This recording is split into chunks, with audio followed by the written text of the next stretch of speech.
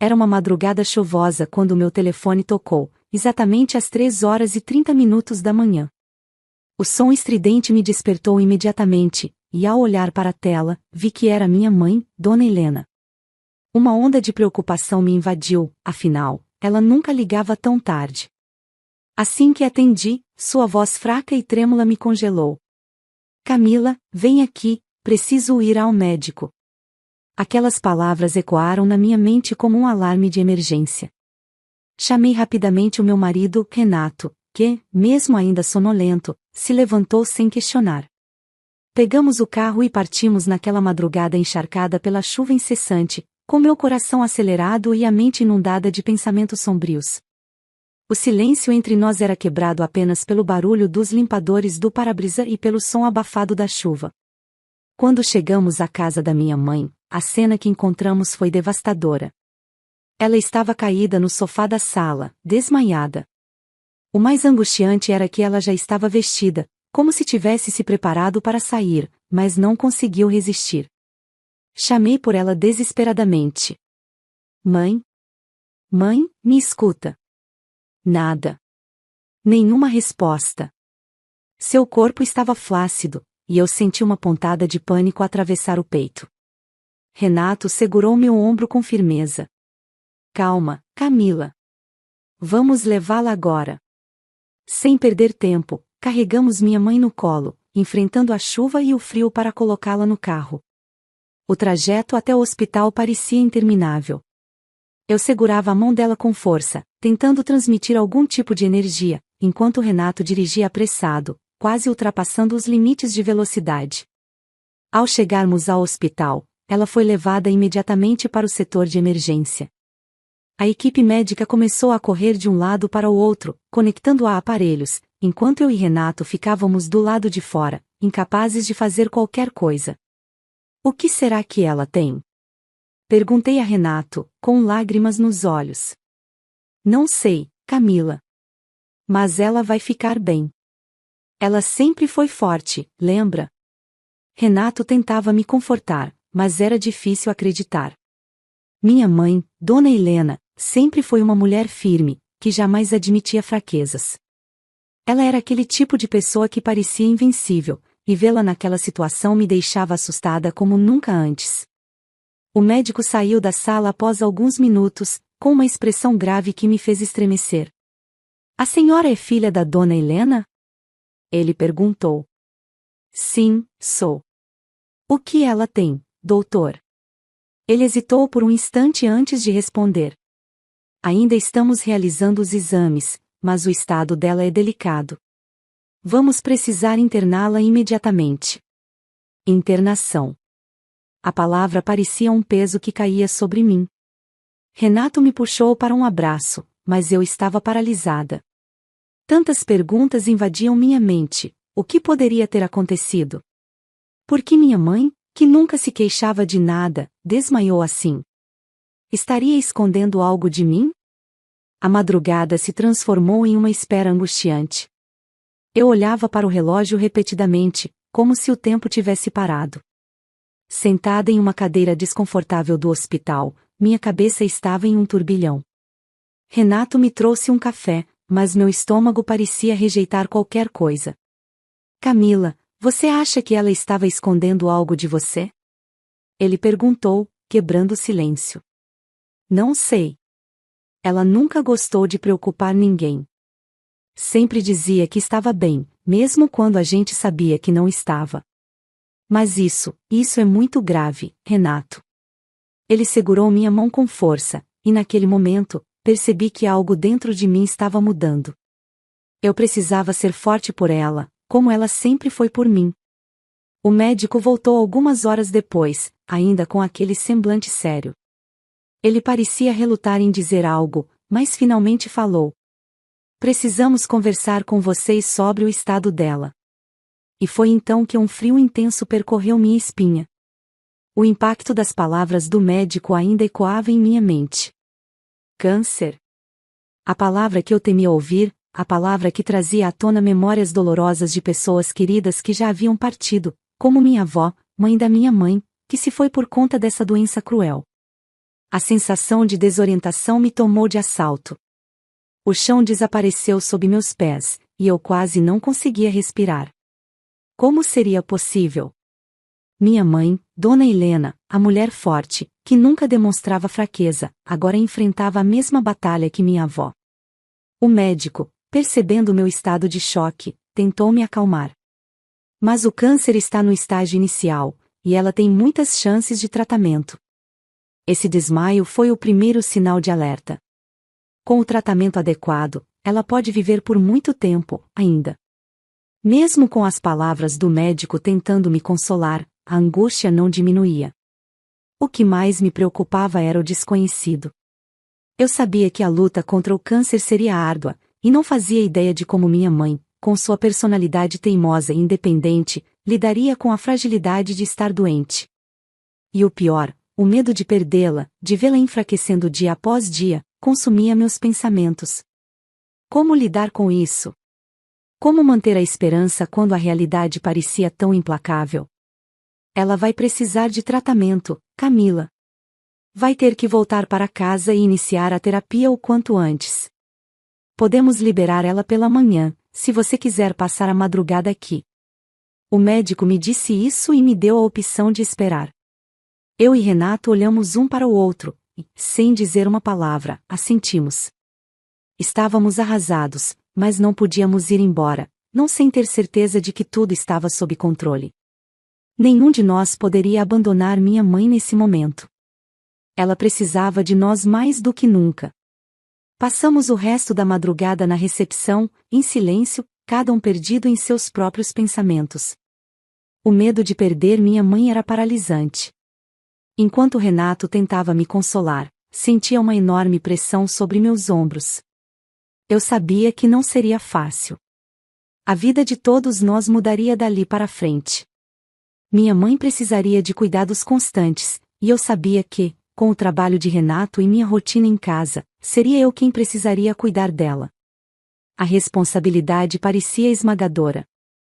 Foi quando, naquela madrugada silenciosa, eu tomei uma decisão. Falei para Renato, com a voz trêmula e cheia de preocupação. Eu acho que o melhor é trazer minha mãe para nossa casa. Ela vai precisar de ajuda, e não sei se conseguiria cuidar dela sozinha, na casa dela. Renato me olhou com um misto de apreensão e relutância, como se tentasse pesando tudo o que isso implicaria. Camila, eu entendo, mas você sabe como sua mãe é. Ela é difícil de lidar, e com você aqui, fica complicado para mim. Eu trabalho o dia todo, e ela vai fazer isso ainda mais difícil. Eu respirei fundo, tentando me manter firme, sabendo que essa era uma decisão importante. Renato, ela está doente. Ela precisa de nós. Ela vai ficar pior se não tivermos paciência e cuidado com ela. Não posso deixar ela sozinha. Ela não vai aguentar. Havia algo em minha voz que fez Renato se calar, talvez fosse o peso da minha preocupação ou a urgência do momento. Ele hesitou por um momento, depois suspirou e assentiu. Está bem, Camila. Mas saiba que sua mãe vai ser um desafio, você sabe disso. Nesse momento, ele se levantou e foi para fora do hospital, provavelmente para fumar um cigarro e tentar aliviar a tensão. Eu fiquei ali, sozinha na recepção, com o coração apertado, o medo de perder minha mãe me consumindo completamente. A doença que ela agora enfrentava não tinha cura, e o pior era que a incerteza pairava sobre nossas vidas, uma sombra pesada que não me deixava descansar. Eu fechei os olhos por um momento, tentando processar tudo o que estava acontecendo. A luta dela seria longa, difícil, e nós, como família, precisaríamos ser fortes. Mas, sinceramente, não sabia se teria forças suficientes para suportar tudo o que estava por vir. Às 7h30 da manhã, o médico me chamou e nos disse que poderíamos levar minha mãe para casa. Meu coração acelerou, misturado com um alívio imenso. Fui junto com Renato até o quarto onde ela estava. Quando entramos, minha mãe já estava sorrindo, brincando com as enfermeiras, como se nada tivesse acontecido. A sua energia sempre foi contagiante. Ela olhou para nós, rindo, e disse: Nossa, vocês já estão aqui? Eu não pude deixar de sorrir também. Mãe, a gente que trouxe você, você não lembra? Ela olhou para nós com um ar desconcertado, meio atordoada ainda, e respondeu, com aquele sorriso firme, típico dela. Ah, é. Minha cabeça está em outro lugar. Mas você já sabe da minha doença, né? Eu a olhei, com o coração apertado, e disse. Sim, mãe, a gente sabe. Você está feliz por isso? Ela não hesitou e, com um brilho nos olhos, respondeu. Não, não estou feliz, mas eu sei que vou vencer essa doença. Minha doença não vai me parar. A felicidade vence tudo. Eu olhei para ela, com os olhos cheios de lágrimas, e pensei, minha mãe é demais. Mesmo enfrentando uma doença tão terrível, ela se recusava a ser derrotada. Isso me dava forças, mas também me fazia sentir um nó no peito. Ela não mostrava o quão frágil estava. Ela era forte, talvez até mais do que eu, e isso me emocionava de uma forma que eu não sabia como lidar. Naquele momento, quando fui me aproximar para ajudar a colocá-la na cadeira de rodas, ela se virou para mim com um sorriso irônico e disse: Sai daqui, ninguém está mandando vocês me pegar no colo. Eu não sou criança. Eu e Renato nos entreolhamos, meio sem reação, mas respeitamos. As enfermeiras estavam observando, e uma delas sugeriu. Não seria melhor ela ser levada? Ela não acha que está um pouco cansada? A médica que estava ao nosso lado se interveio. Pode deixar, é bom para ela caminhar um pouco. Não tem problema. Minha mãe se levantou, sozinha, com uma força que surpreendeu todos na sala. Ela caminhou até a porta, acenando para as enfermeiras e funcionários do hospital. Todos a observavam com carinho, encantados com sua presença. Minha mãe sempre foi o tipo de pessoa que espalhava alegria por onde passava. Quando chegamos ao carro, ela foi direto para o banco da frente, sem hesitar. Nunca gostou de andar no banco de trás, era como se ela sentisse que isso a tornava frágil. Ela queria estar no controle, como sempre foi. Enquanto meu marido e eu nos acomodávamos no carro, comecei a conversar com minha mãe. Mãe, você não acha melhor ir para nossa casa? Lá você ficaria mais confortável, e com a doença, seria mais fácil cuidar de você. Ela virou o rosto para mim, com um olhar firme, e respondeu. Negativo. Eu vou para minha casa. Eu não estou doente. Eu vou vencer isso. Renato, até então quieto, olhou para a frente, com a voz séria, falou. Eu também acho melhor a senhora ir para sua casa. Lá, a senhora terá mais privacidade. Eu senti o peso daquelas palavras, mas não consegui evitar. Sabia que Renato não queria minha mãe em nossa casa, e isso me cortava por dentro. Eu queria cuidar dela, estar ao lado dela, mas ele não parecia entender a urgência do momento. Minha mãe foi para a casa dela, como ela mesma quis. Passei o dia conversando com ela, tentando aliviar um pouco o peso da doença com risos e histórias antigas. À noite, quando fui embora, não conseguia tirar da cabeça as palavras de Renato no carro. Como ele pôde dizer isso? Como ele pôde ser tão insensível?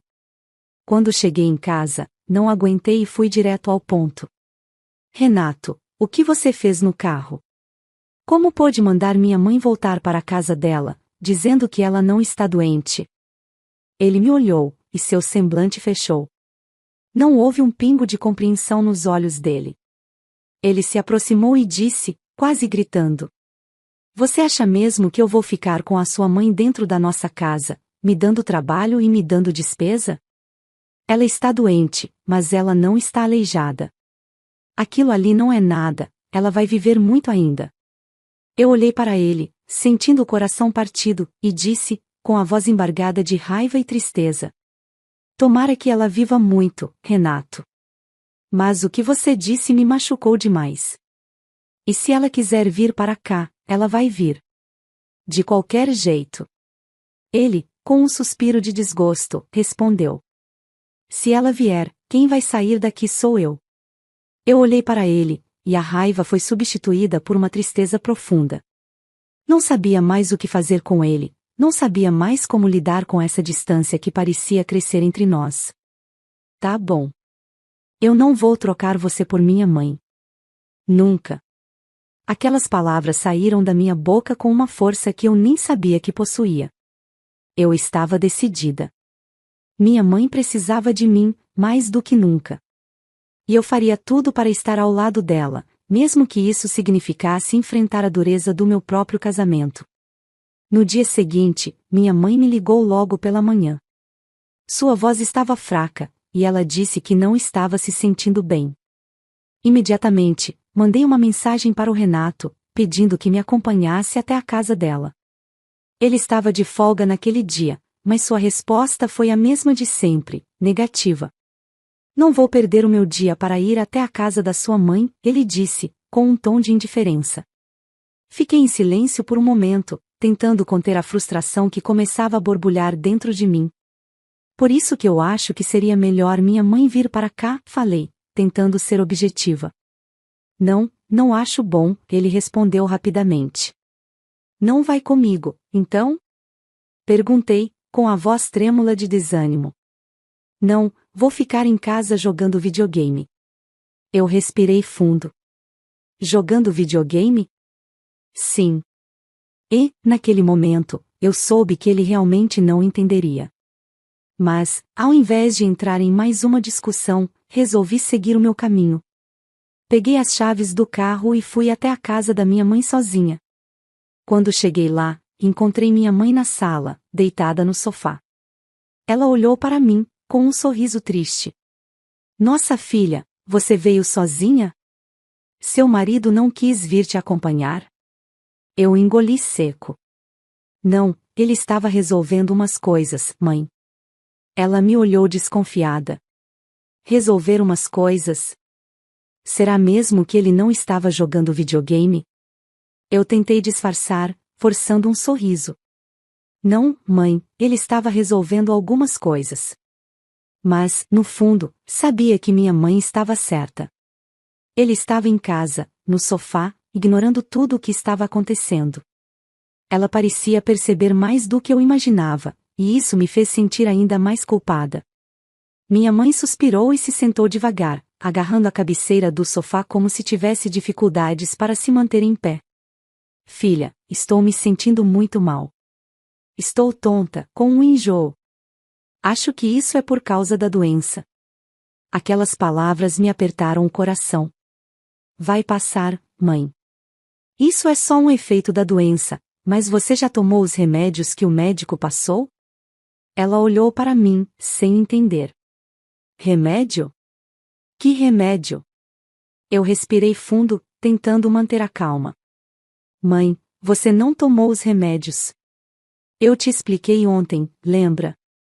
Ela me olhou com aquela expressão confusa, como se a lembrança estivesse distante demais para alcançá-la. Não, filha, não tomei. Aquelas palavras me cortaram de uma maneira que eu não esperava. Eu sabia que minha mãe estava perdendo a memória aos poucos, e aquilo me aterrorizava.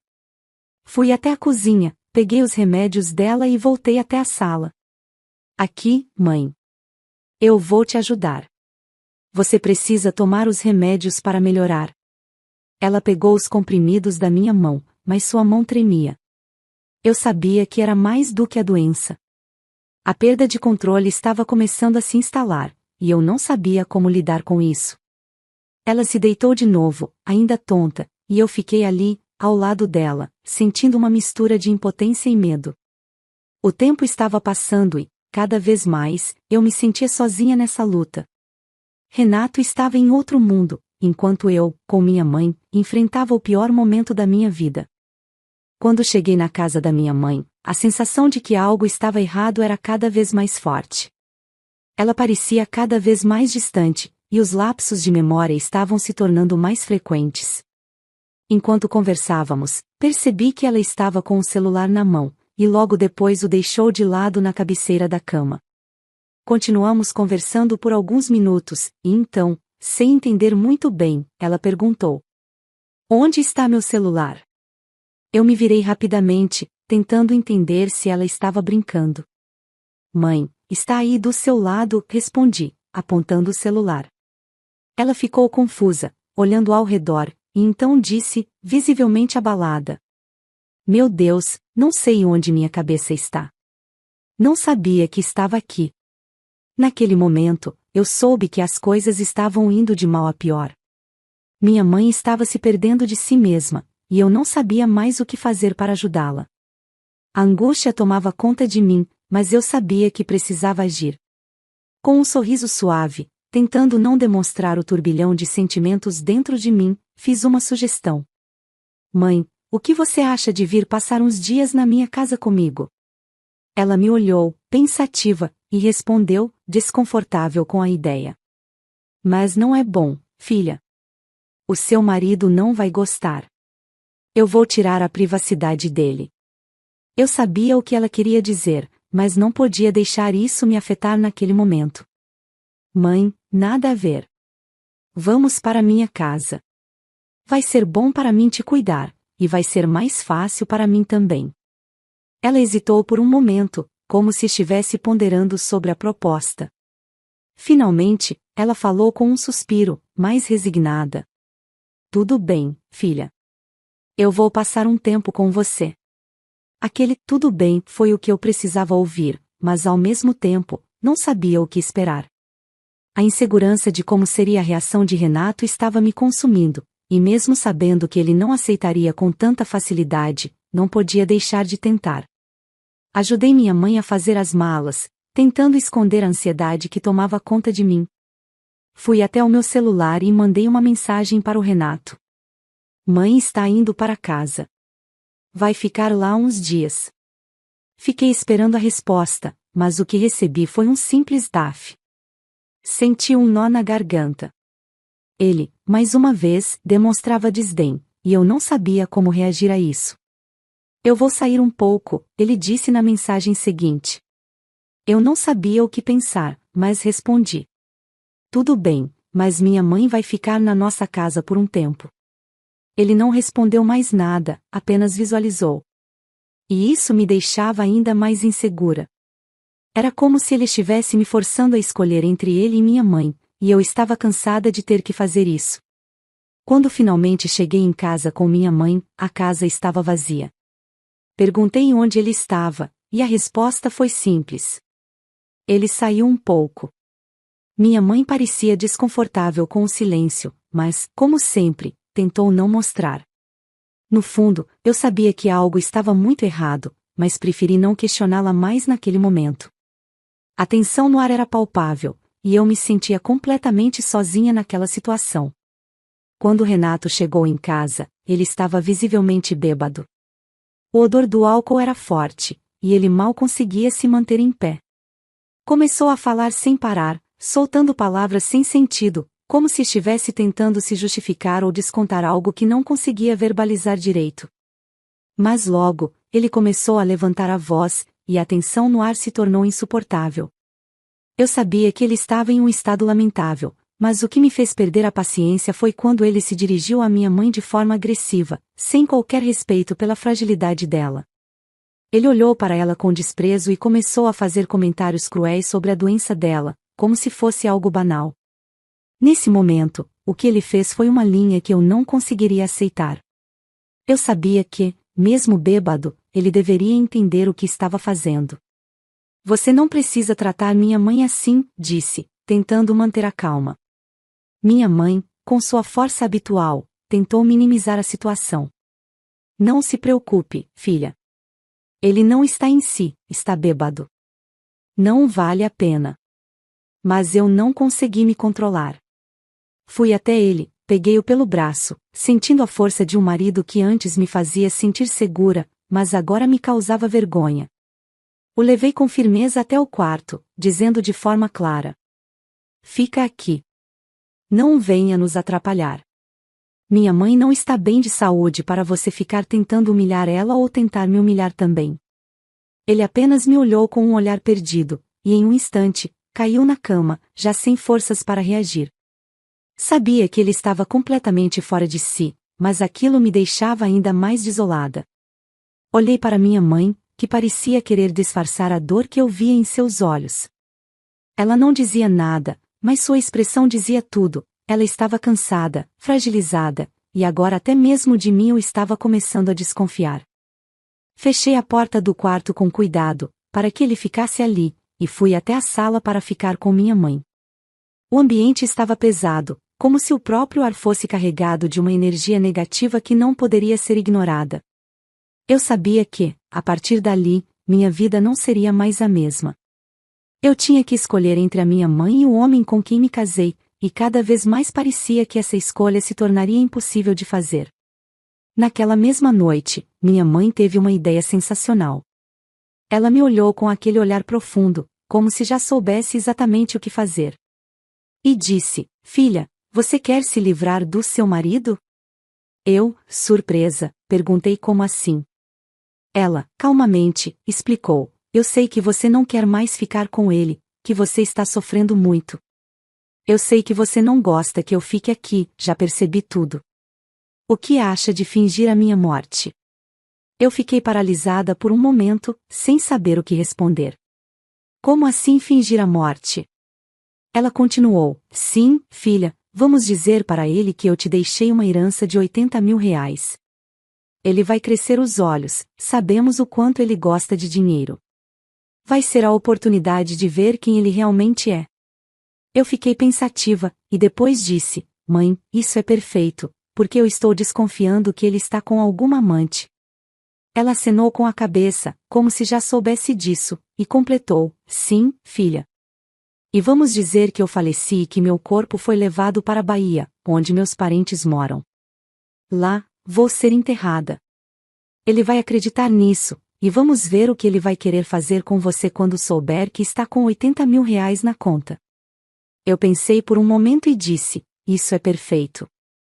Como vamos fazer isso?" Minha mãe já tinha tudo planejado. "Vamos esperar mais uns 2 ou 3 dias.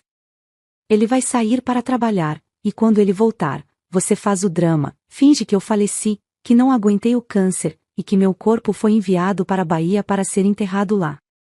Quando ele voltar, você anuncia os 80 mil reais na sua conta." Eu perguntei: "Mas 80 mil reais não é muito, mãe?" Ela sorriu, com aquele olhar astuto, e respondeu: "Sim, mas você sabe como ele é. Ele tem os olhos grandes, e isso vai fazer o olho dele brilhar." Aquela ideia estava ganhando forma, e eu sabia que seria a nossa chance. Eu disse: "Perfeito. Se ele cair nessa armadilha, se ele ficar do meu lado, vou saber que ele me ama. Mas se ele tentar fazer qualquer coisa contra mim, eu vou saber que ele nunca me amou. E aí, vai ser hora de pegar ele." Minha mãe concordou com um aceno. "Sim, filha. E vou continuar aqui na sua casa. Quando você anunciar isso, quero ver a atitude dele. Se ele tentar algo, eu apareço e desvendo tudo." "Perfeito, mãe", eu disse. "Vamos planejar isso com calma, mas vamos fazer dar certo." Ela sorriu, e eu sabia que, de algum modo, estávamos prestes a descobrir a verdade. Os dias foram passando e, finalmente, chegou o dia do nosso plano. Meu marido saiu para o trabalho pela manhã, e, assim que ele saiu, minha mãe já estava escondida na garagem da nossa casa. A casa era grande e eu sabia que ele quase não ia à garagem, então a escolhi como o local perfeito. Lá, havia uma cama de casal que estava ali há muito tempo, mas ainda estava limpa e sem nenhum problema. Foi lá que minha mãe se deitou, esperando o momento certo. Quando meu marido chegou em casa à noite, eu já estava chorando. Ele se aproximou preocupado e perguntou o que tinha acontecido. Eu, com os olhos cheios de lágrimas, respondi: "Minha mãe faleceu." Ele ficou chocado e disse: "Não acredito. Ela estava aqui hoje, estava tudo bem." Eu só olhei para ele e disse: "Sim, mas ela faleceu. O corpo dela já foi enviado para a Bahia, como ela queria. Ela queria ser enterrada lá." Ele parecia ainda em choque e perguntou: "Mas você não me disse nada? Não me ligou?" Eu respirei fundo e disse: "Eu sei que você está focado no trabalho, e não queria te atrapalhar. Eu já me despedi dela. O corpo já foi para a Bahia, nossos parentes vão fazer o enterro." Enquanto eu falava, comecei a chorar, e ele, aparentemente tocado, ficou em silêncio. Então, olhei para ele e disse: "Mas você não sabe, mãe me deixou uma herança de 80 mil reais." Ele ficou surpreso e respondeu: 80 mil reais? Eu confirmei, e foi aí que ele não conseguiu disfarçar: "Nossa, vou até sair para comemorar hoje." Eu, já sem saber o que pensar, olhei para ele e perguntei, confusa: "Comemorar a morte da minha mãe?" Ele, sem hesitar, disse: "Não, comemorar os 80 mil reais. A gente pode usar isso para algo útil." Aquelas palavras me cortaram. Naquele momento, eu sabia, com toda certeza, que ele não me amava. Ele estava mais interessado no dinheiro do que no luto. Ele se arrumou rapidamente e saiu de casa, e eu fiquei ali, em choque, processando tudo o que acontecia.